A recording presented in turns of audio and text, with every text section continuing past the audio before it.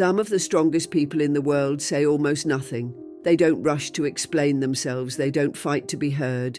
And yet, when they speak, everyone listens. Not because they shout, but because their presence is rooted in something real. In today's noisy world, it's easy to believe that louder means stronger, that faster means smarter, that more words mean more value. But the Buddha taught the opposite. He walked away from a world obsessed with noise and power, and in the deep silence beneath a Bodhi tree, he found what most of us are still searching for: clarity, peace, strength.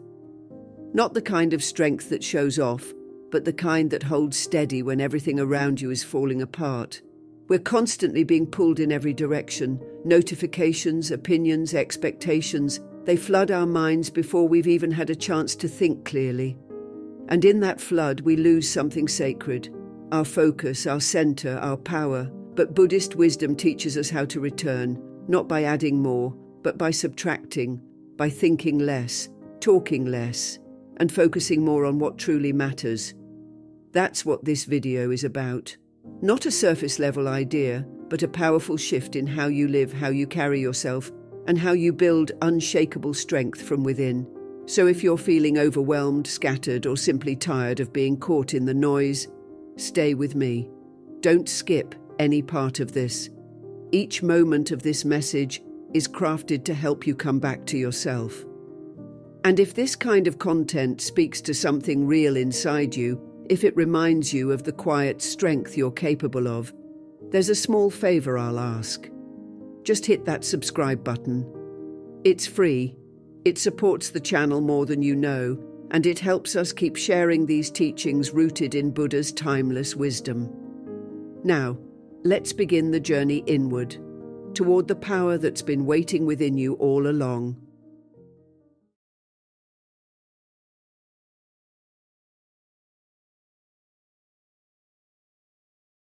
Some days, it feels like your own mind is working against you.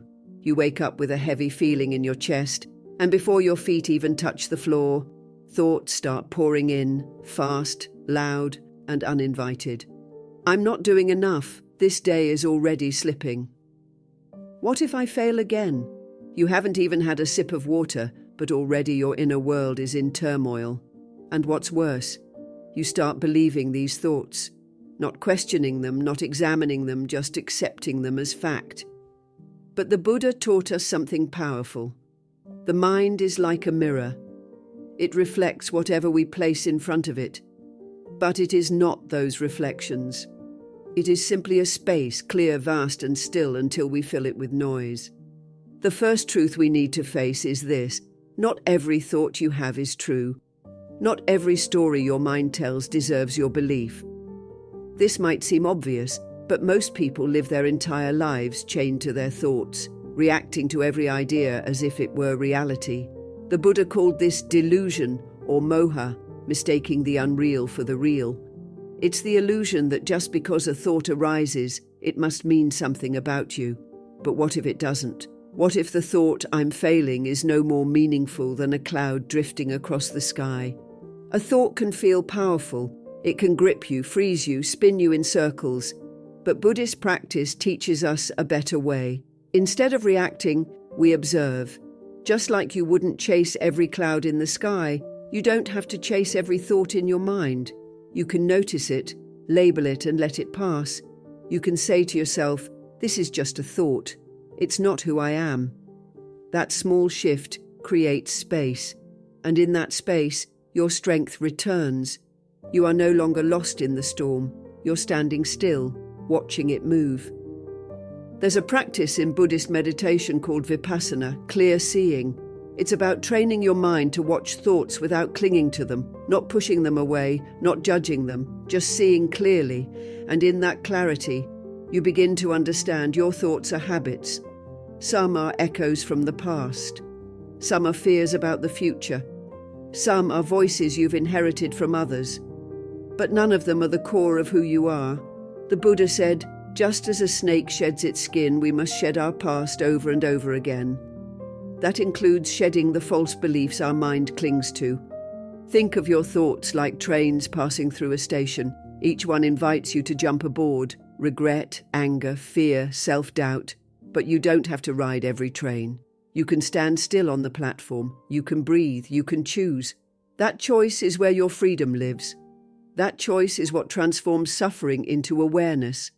When you don't automatically believe every thought, you reclaim the power to act with intention instead of impulse.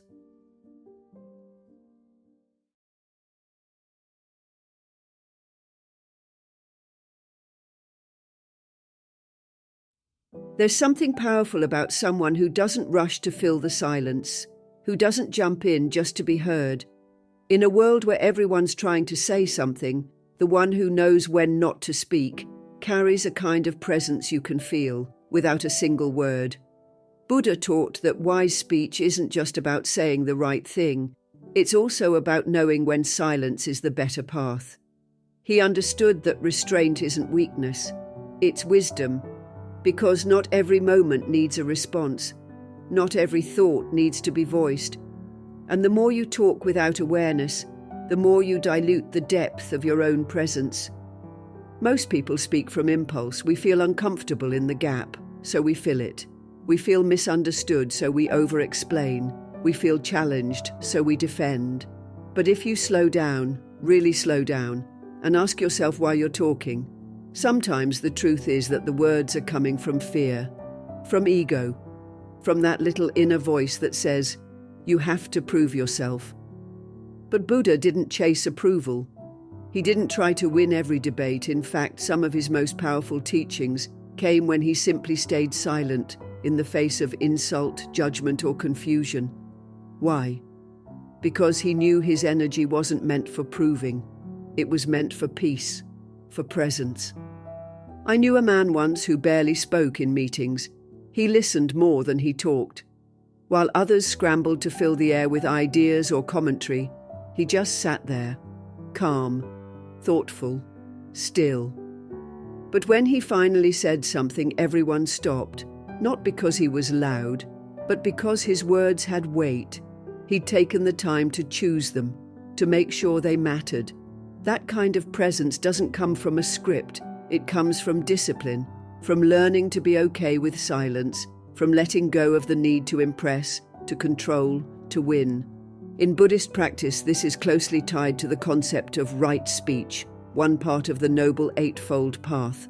Right speech is not just about truthfulness, it's about usefulness. Is it necessary? Is it kind? Is it timely? If it's not all three, maybe it's better left unsaid. The beauty of this teaching is that it frees you. You stop feeling like you have to respond to everything. You stop chasing closure in every conversation, and instead, you start observing. You become more aware of what's being said, not just by others, but by your own mind. You notice when your words are helping and when they're just noise. Silence is not a void. In Buddhism, silence is considered a form of wisdom, a meditation in motion. When you choose silence deliberately, you give yourself the space to understand. You listen deeply, not just to others, but to the signals within yourself. You learn to hold your ground without aggression. You become rooted.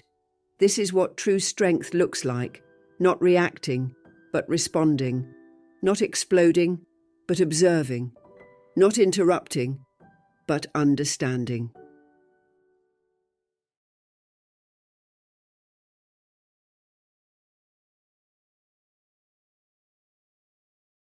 Some days feel like everything is just too much. The phone won't stop buzzing. People keep expecting things from you. Something breaks, someone disappoints you, and suddenly you're in that familiar place where your mind feels heavy, your chest is tight, and it feels like life is spinning out of your control. In moments like these, most of us instinctively reach for blame.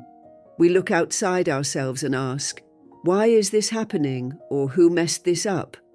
It's natural. But Buddha taught something radical, something powerful. That true peace doesn't come from controlling what's outside. It comes from mastering what's within. That shift in focus is what changes everything. One of the core teachings of Buddhism is the distinction between what we can control and what we cannot.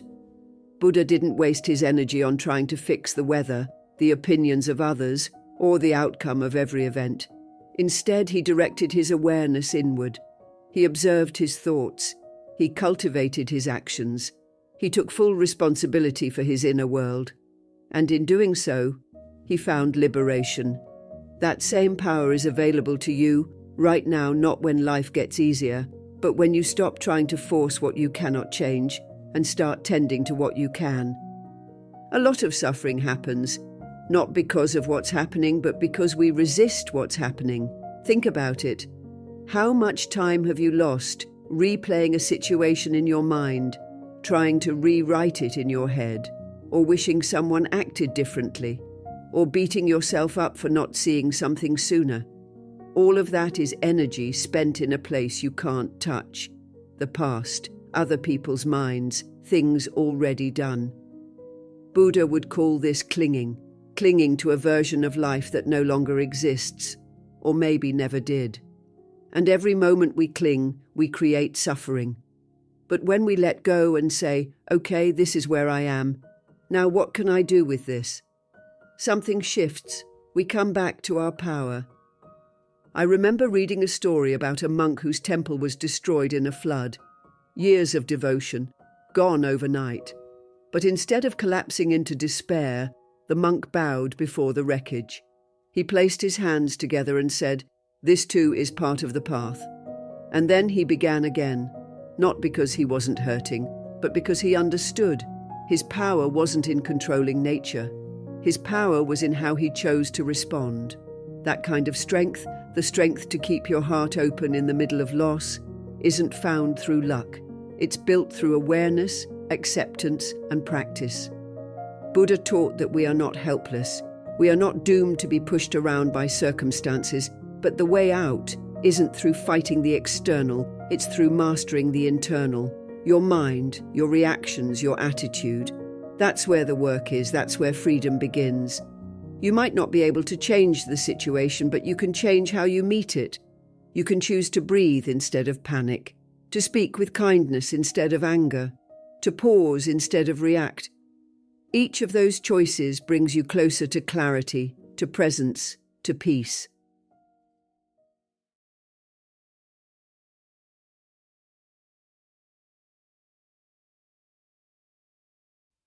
There's a quiet truth we often forget.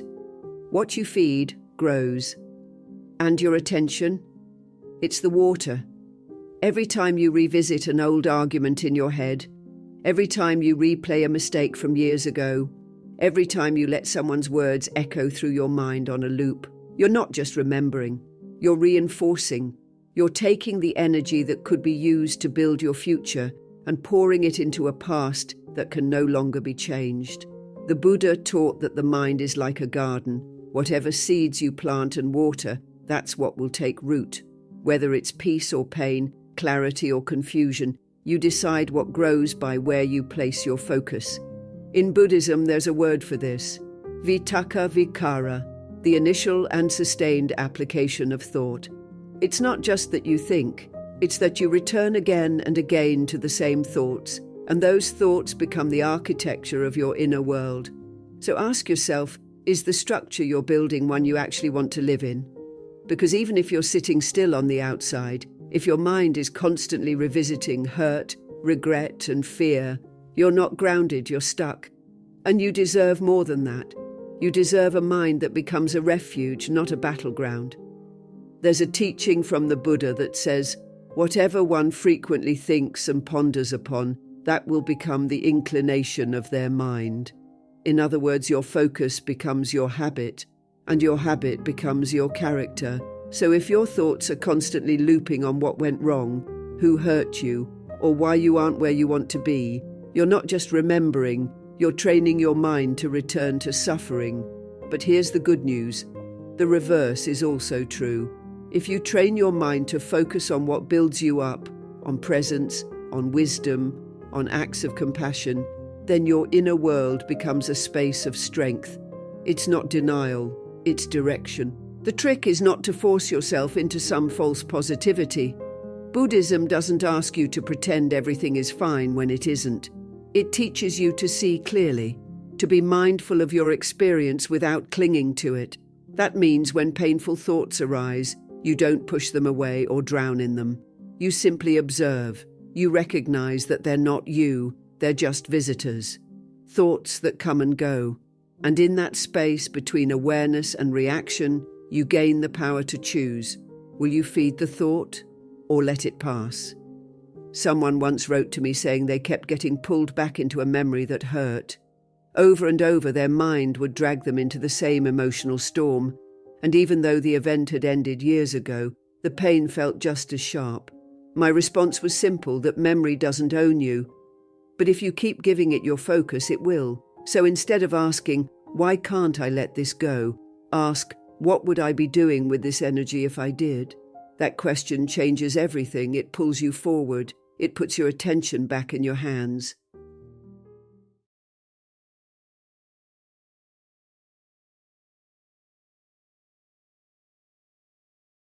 There's a quiet kind of suffering that doesn't get talked about much. It's the ache that comes not from what happened, but from our refusal to let it be what it is.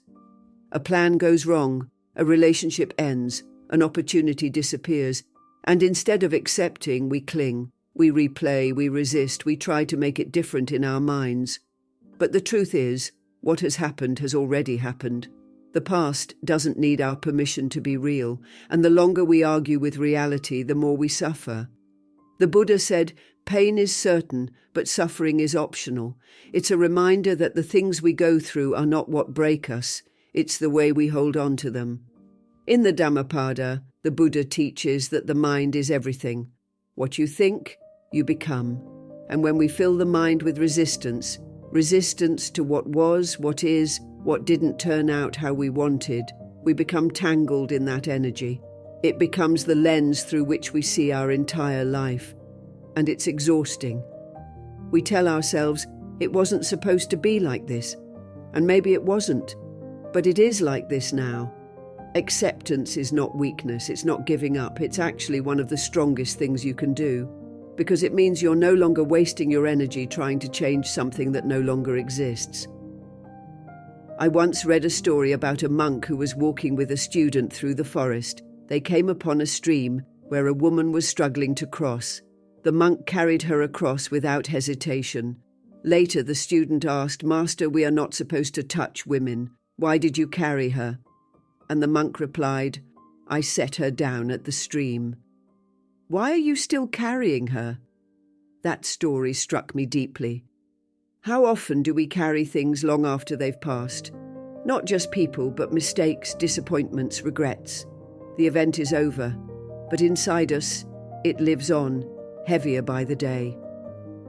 Buddha's wisdom invites us to put things down, to stop carrying what isn't ours anymore. And that doesn't mean you weren't hurt. It doesn't mean what happened was okay. It means you're choosing peace over control. You're choosing to return to this moment where life is still happening, where healing is still possible. Acceptance is what opens the door to that healing. Not pretending it didn't happen, not suppressing your emotions, but seeing it clearly, feeling what you need to feel and gently saying, "Okay, this is what is. Now what can I do with it?" There's a freedom that comes when you stop needing life to match your expectations, when you stop waiting for apologies that may never come or outcomes that may never unfold. That freedom gives you back your power. You're no longer defined by the loss. You're shaped by the way you carry yourself after it. Buddha didn't teach us to be unfeeling. He taught us to be awake. And part of waking up means seeing that clinging to the past only keeps us from fully living in the present.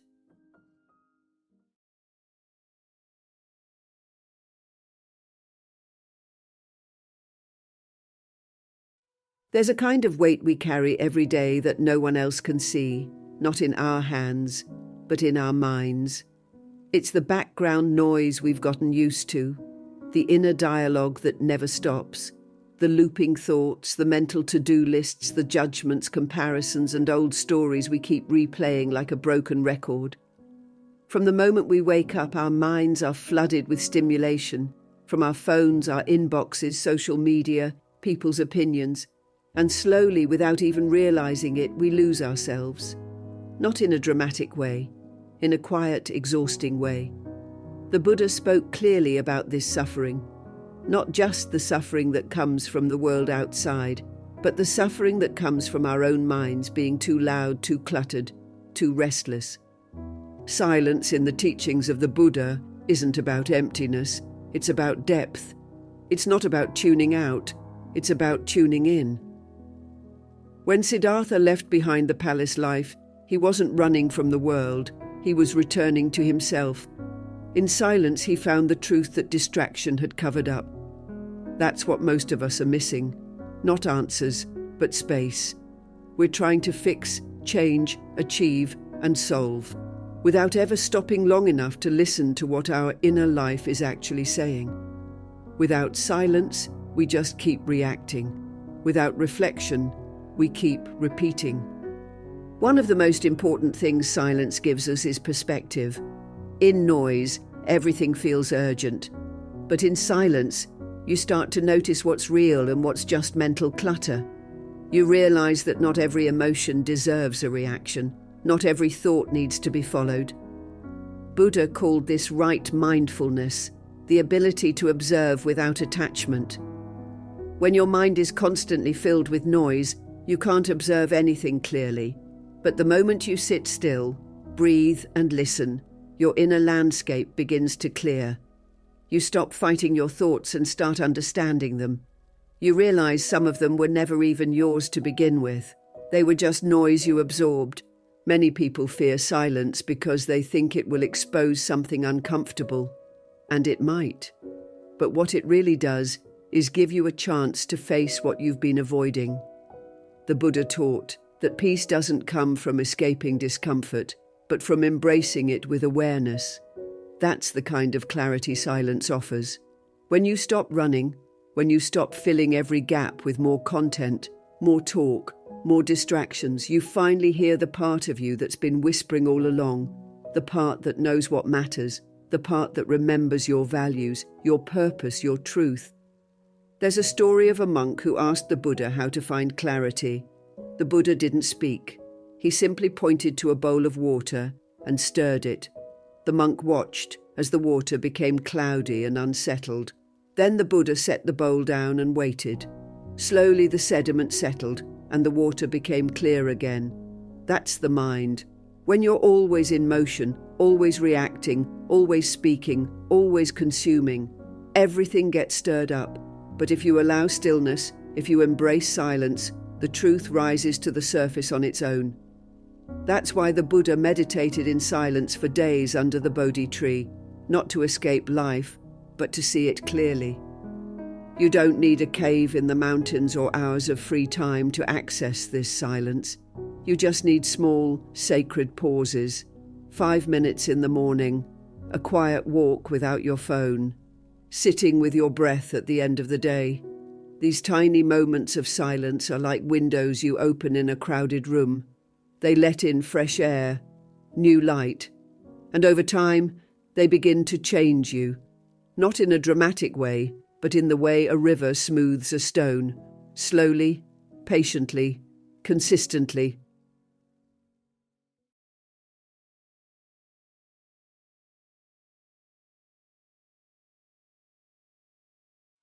Most of the trouble we get into starts not with action, but with reaction. Someone says something irritating, and before we even think, a sharp comment leaves our lips. An idea pops into our head, and without pausing, we blurt it out. It feels like freedom in the moment, but the damage is already done. And afterward, we're left wondering, why did I say that? Why couldn't I just take a breath? This isn't about being bad or broken. It's about being human. The mind, when left untrained, is impulsive. It moves fast. It wants to be right. It wants to win. But the Buddha warned us long ago. A mind that isn't watched will lead us away from peace. The real practice, he said, is not just in meditating once a day, but in mastering that small moment before you speak. In Buddhism, this small pause, the space between stimulus and response, is sacred. It's where wisdom lives. The Buddha taught that words should pass 3 gates before they leave our mouths. Is it true? Is it necessary? Is it kind? Most of us skip those gates. We feel something and we express it. And while that might feel authentic, it often leaves us with regret. Because true authenticity isn't saying whatever comes to mind. It's saying what aligns with your values, your compassion, your clarity, your peace. And that kind of speech doesn't come from the ego. It comes from awareness. It comes from pausing long enough to ask, what is this really about? When we talk less, we don't lose our voice, we find our discipline. We begin to see that not every feeling is permanent. Not every opinion needs to be voiced. Buddha described this beautifully in the concept of right speech, not as self-censorship, but as an act of care. Care for others, yes, but also for ourselves. Because every word we release into the world echoes back into our own mind. If we speak in anger, we carry more anger. If we speak with patience, we reinforce that patience inside us. That's why monks are trained not just in what to say, but when to say nothing at all. There's strength in quiet, and in today's world that strength is rare.